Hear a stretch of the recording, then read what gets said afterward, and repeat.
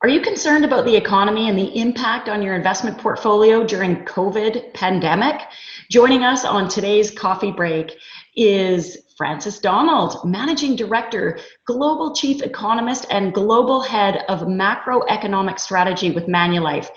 Wow, Frances, that's quite the title. Thrilled to have you here today. Thank you. Oh, it's a pleasure. Thanks for having me here.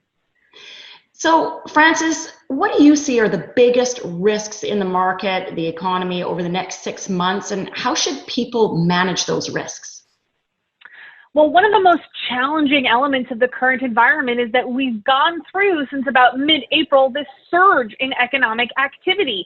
And that surge in reopening has led to, in conjunction with huge amounts of stimulus, a stock market rally that rivals very few others. Now, the temptation might be to say, now is the time to jump on this train. The economies are reopening. And yet, what we believe is that we're moving from phase one, a rapid rebound, into phase two, something we're calling the stall out, a period where we see that momentum wane and a variety of factors weigh on the economy and, as a result, markets as well. They include a variety of issues, but most importantly, that a lot of the fiscal stimulus that propelled our economy through the last several months begins to fade. It's reduced. We're also concerned that businesses will be reopening, but at reduced capacity. Fewer restaurants offering, or restaurants having fewer tables, hairdressers not having the same amount of people being able to come in the doors. That's going to be very challenging for a lot of the country.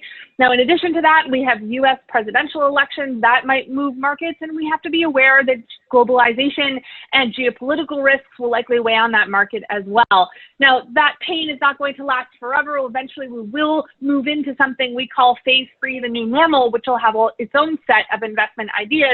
But if you were to ask me now, I am a little bit worried about what the next 6 months brings. So what should people be doing? What's the right asset allocation for their portfolios? How do they make those decisions?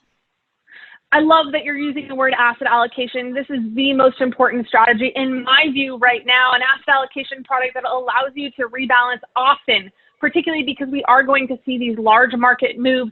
We do need active management and the strength of an advisor to guide you through incredibly uncertain times.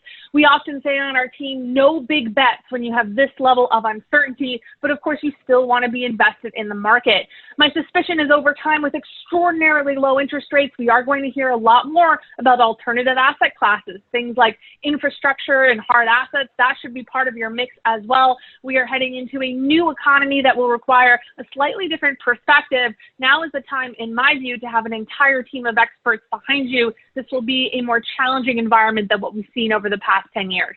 Yeah, so it sounds like people can expect more volatility, they can expect uncertainty. So people focusing on what they can control, which is their asset mix, and picking the right asset mix based on their risk profile, and making sure, as you said, that that is rebalanced often and regularly will protect them, as well a diversified portfolio. Well, we don't have a crystal ball. We can't predict what the markets are going to do for us over the next little while, but asset allocation and risk management is key. Any other final points you'd like to add? You know what? This is unprecedented times. We are seeing things we have never seen before. Move cautiously, avoid looking at historical examples, understand we are in a new paradigm, and that might require a little bit different thinking than what we're used to. Frances, thank you so much for your wisdom and your insights. And viewers, if you enjoyed this and want to learn how to make smarter financial decisions, go to thewealthylife.com. And that's our coffee break. See you next time.